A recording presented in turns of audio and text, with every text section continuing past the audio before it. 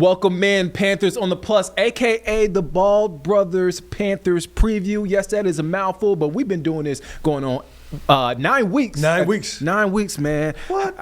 Man, it goes by fast. It does. I wish that game last Sunday went by fast. It went by slow, man. I'm telling you what, the Buffalo Bills, if you don't know that they are an elite team, then you're sleeping.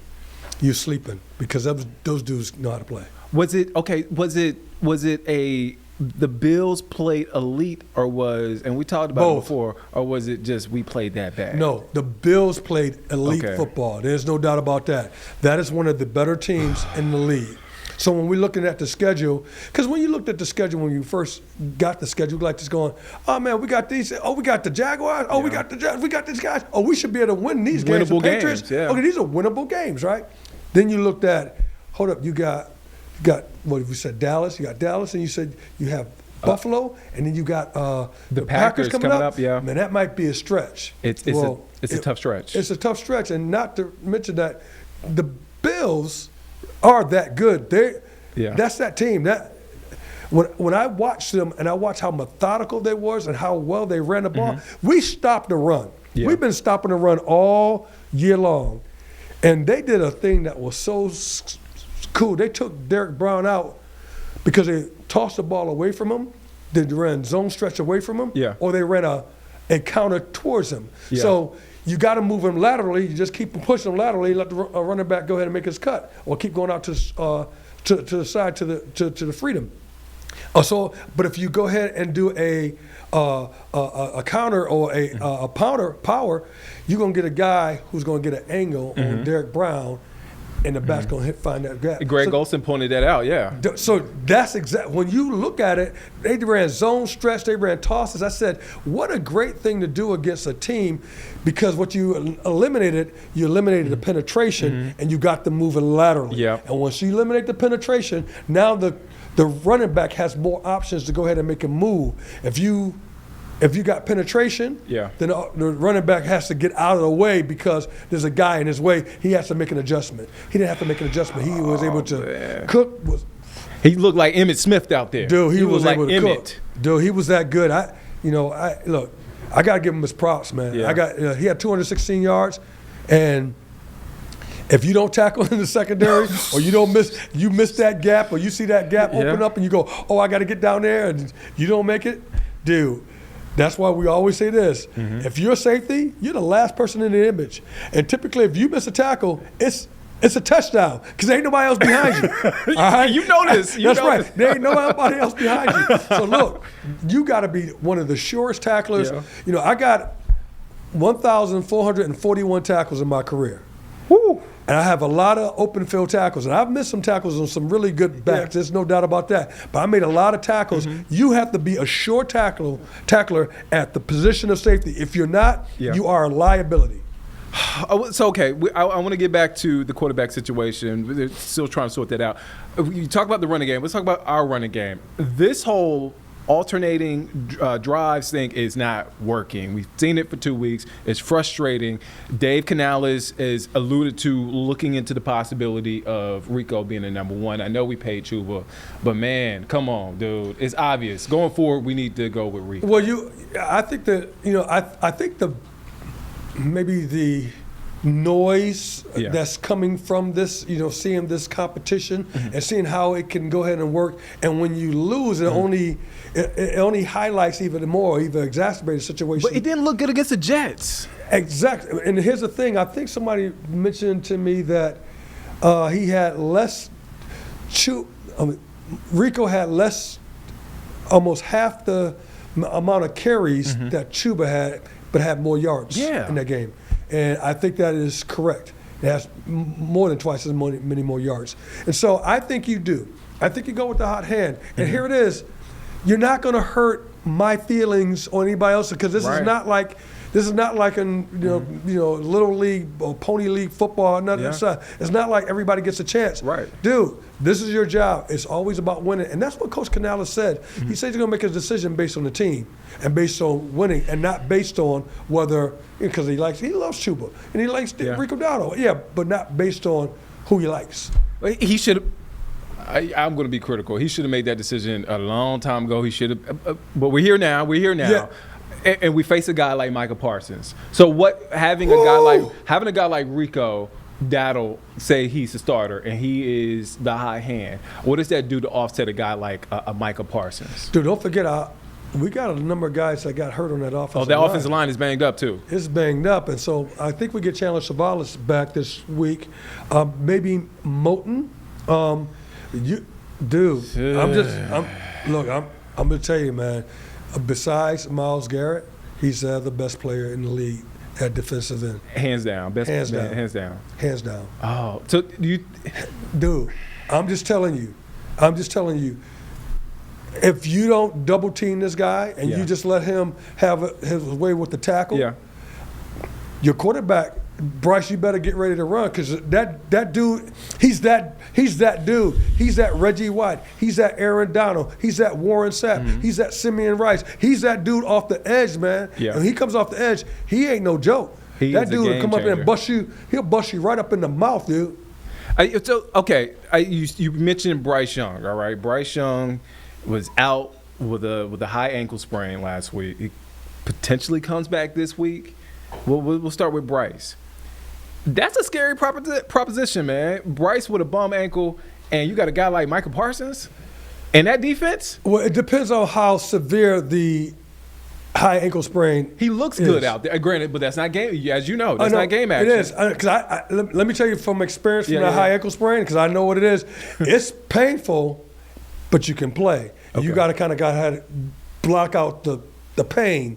You got to mentally kind of block it out. But when you have, like he had last week, and he was getting healthy, and you have a full 2 weeks, you're going to feel a lot better than what you felt when it first happened. And so hopefully you don't aggravate it even anymore. And that may be the problem because you got Micah Parsons, and they were dialing up things for Micah Parsons with different games they may want to use. So, but I think that he's in a better position. If he were to play last week, I would say don't play him because, dude, you ain't ready to go out there. And now this week, I would go, let me see, tell me how you feel. Because if you're feeling really good, I'm playing you. Bryce's thing, he looks good outside of the pocket, getting the ball outside of the pocket. He's made some good throws in the pocket, but his bread and butter is getting outside the pocket, making something happen.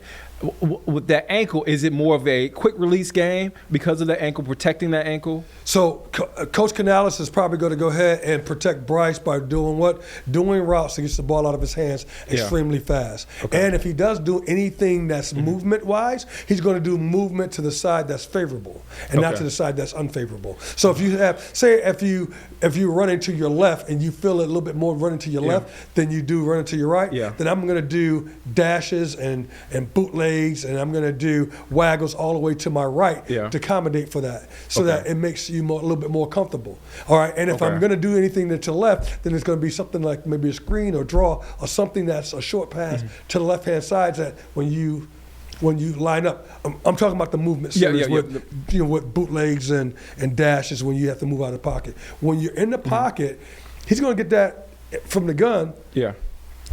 1 3-step drop, that ball's coming out fast. That ball is going to come out real fast, and it has to because you got that dude. Yeah. That dude's on that other side, man. Micah Parsons, he's that dude. I'm just telling you. There goes that man. There goes that man. That dude right there he's one of the best in the league. And when you say his name, Micah Parsons, you put some respect on that name because he's that dude. I'm gonna say another name, and we didn't forget about you, Andy Dalton. Andy Dalton. I say his name. I know last week is last week, but your quarterback can get hurt. We've seen it across the league. You need a capable backup. What are we doing with Andy Dalton, man? Well, you didn't expect Andy Dalton to play this badly. No one expected Nobody did. Dalton to have. Is it time to hang it up? Well, nobody expected that poor performance from Andy Dalton. And if I'm just being honest, even when at halftime when he ends up taking the sack, and then we have to do the rush where we bring the special teams, we're ready to go out there, and we end up rushing the thing, but we missed the field goal attempt. Andy Dalton, I would assume that while he's in the huddle, he would tell the guys as they're going out, look, if I don't see anybody, I'm throwing the ball in the back of the end zone, right. because he knows he can't take a sack. Yeah. And the fact that he took a sack, that only goes like this. Hold up, man. I know he couldn't throw the ball out to the sideline. Why? Because it'll be intentional ground. Yeah. So, but not get rid of that ball down the middle of the field through the back of the end zone, I thought that was a missed opportunity, and I don't expect that. I'm being honest because I like Andy Dalton. I don't expect that from Big Red. I don't expect that he would make a play like that or not get the ball out quickly because he knows that time is the essence, and he has to save time. And the other thing, let's go on, let's talk about it too while we're talking about it. Let's go ahead and talk about it. The screen. The screen where, what was it, Shaq? No, Shaq called it out, but I forget the linebacker. It was the outside linebacker. It was the outside backer. Yeah. But typically on that screen, you're going to be able to see if there's a guy that's in there, a linebacker or a defensive lineman that's there near your running back. Yeah. Well, typically what you do is you throw the ball right in the dirt. You throw it right in the ground. And I can't believe that Andy did not see.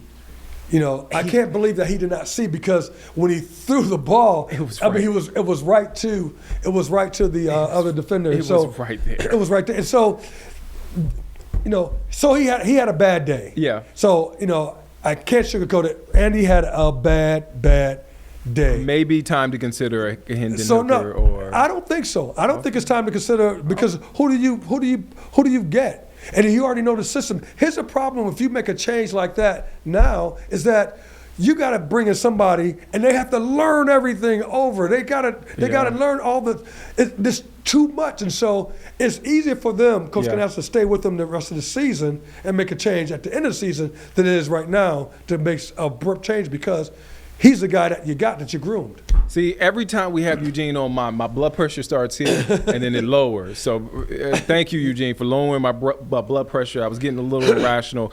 We're going to continue the conversation. We're going to take a quick break. We're going to talk about the defensive side of things when we come back here on Panthers on Plus, a.k.a. the Ball Brothers Panthers Preview, Week 9. We'll be right back.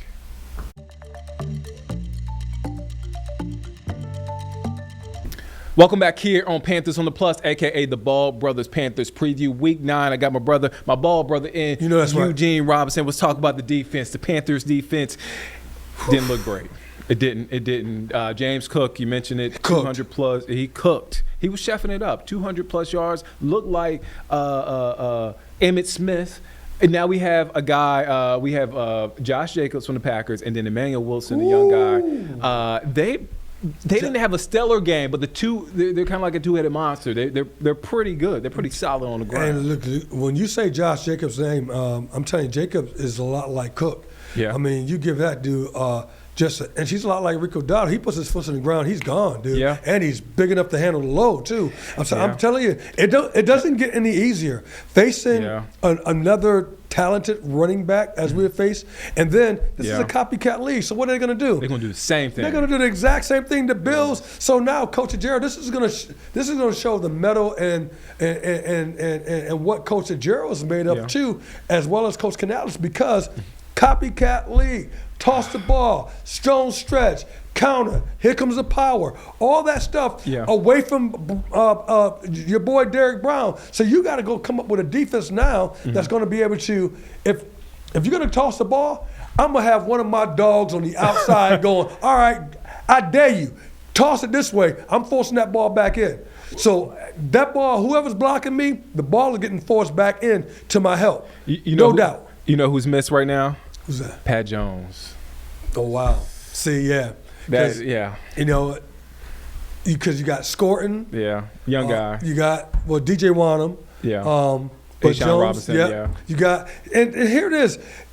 When you run, and I know this all too well, we faced the Denver Broncos in a Super Bowl, and how did they beat our defensive front, which was Reggie White, Gilbert Brown, Santana Dawson at the time, Gabe Wilkins. We had a crew, and Gabe got hurt. What they did was they made them run laterally, dude. Yeah. And not all Terrell Davis was doing of them 2,006 yards. He had that season. He was going, okay, I'm running, I'm going to stretch it out. Boom, I'm cutting back. If he cuts back, there's going to be a linebacker linebacker or safety, one of us have to be there. And for that, if the lineman doesn't get off the block and make something definitive happen, he has a two-way go, and it messes things up for the guy behind me or the linebacker, because now he has two options. And now I can't play the guessing game. I have to wait, and that gives him an advantage. So I'm telling you, copycat league, get ready. That ball's going to get moved. You're going to see that zone stretch, and you have to get penetration. This is going to be on Coach Gerald right here to make sure he's able to get penetration.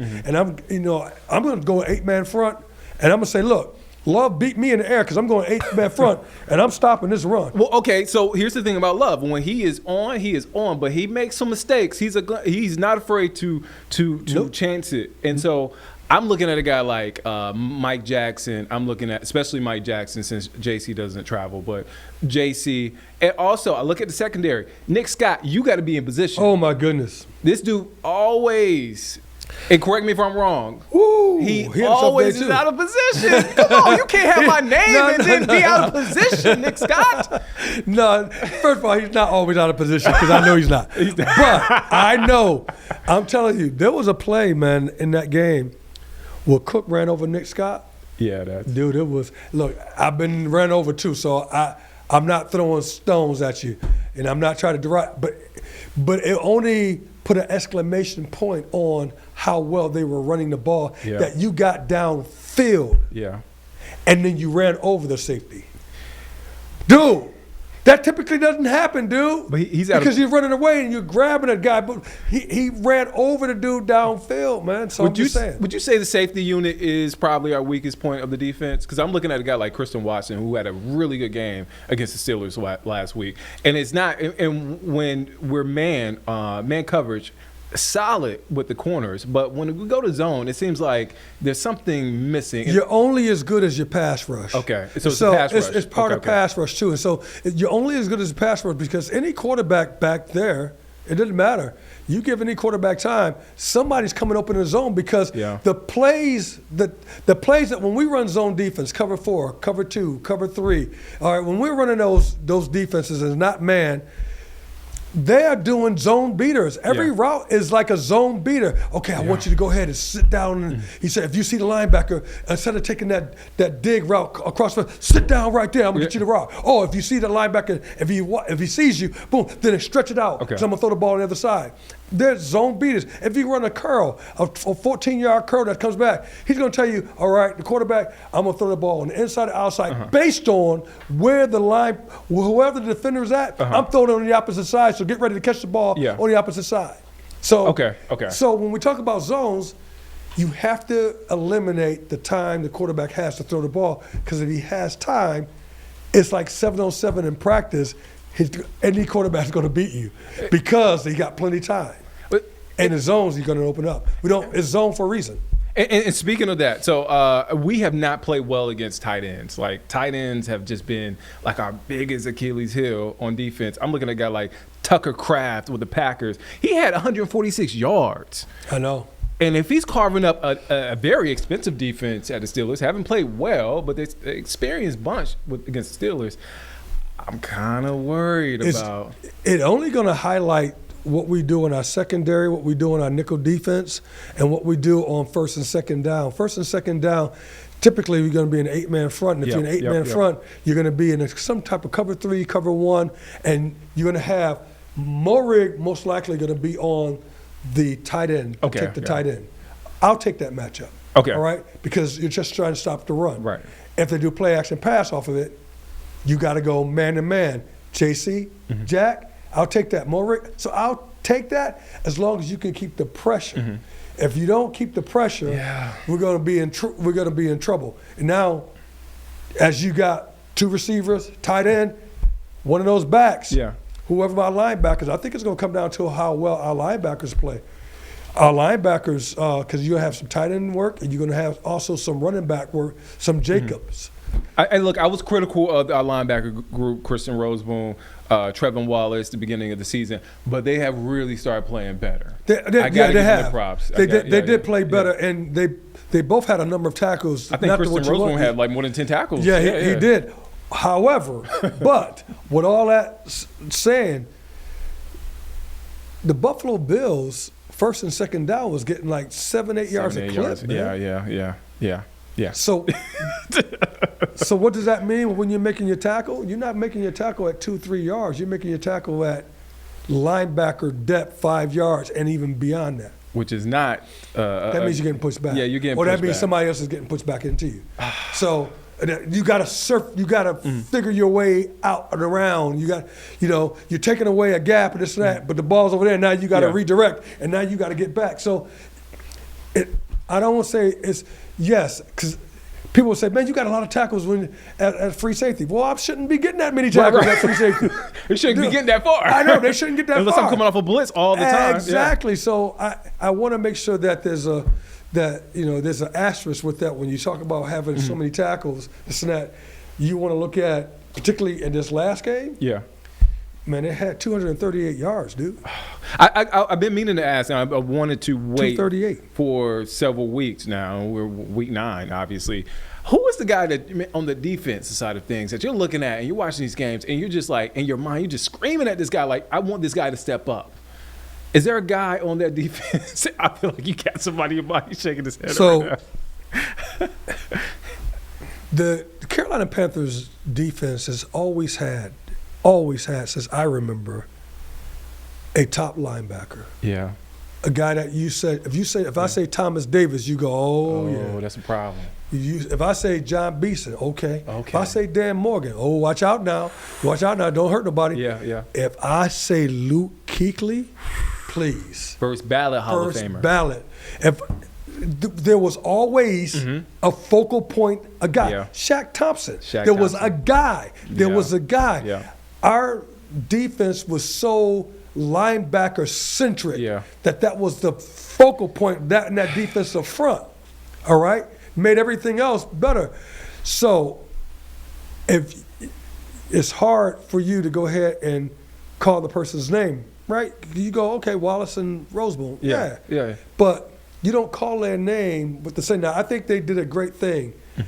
And Coach Ajero, he switched the responsibilities from Roseboom and from Wallace. Yeah.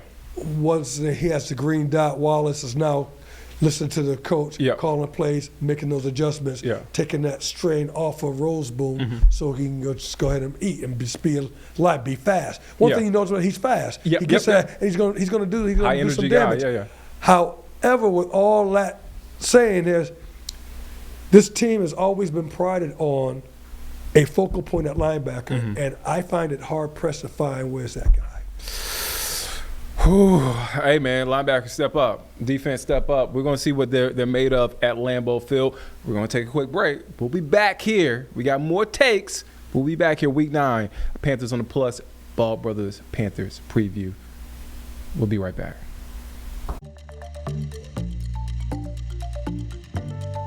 All right, welcome back here on Panthers on the Plus, a.k.a. the Ball Brothers Panthers preview. I have my ball brother in here, Eugene Robinson. Let's get to it. Quick hitters, as we do each week. All right, X factor going into week 9 against the Packers, Eugene. Donald.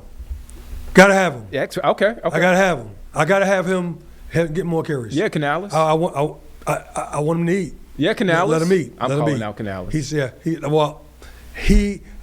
I'm making that move. I'm going to give him much more touch. I don't want him to touch the ball 7 times. I want him to touch the ball 25 times. Okay. All right. Well, okay. I like that. All right. I didn't write this on the list, but I thought about this. Man, you played in the NFL for a long time. Favorite memory playing there at Lambeau Field? Oh, wow. Lambeau Field. I caught you off guard with that one. Yeah, here we go.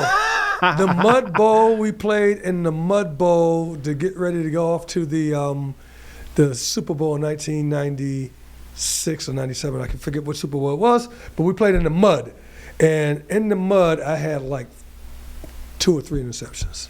In the mud? What? Holla at your boy. Oh, okay. All right. Yeah. All right. I had 2 interceptions.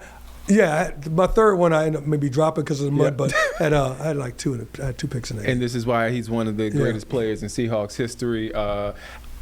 As a former player, sticking to this thing, another quick hitter. After a tough home loss, you're on the winning streak, you have a tough home loss, and you go on the road and you face a tough opponent. What has always been your message to the guys back when you had the jersey on? So it's not what you did last week is what you're going to do this week. Yeah. And then you have that 24-hour rule, and then you have to – that team is prepared, you're prepared, all right?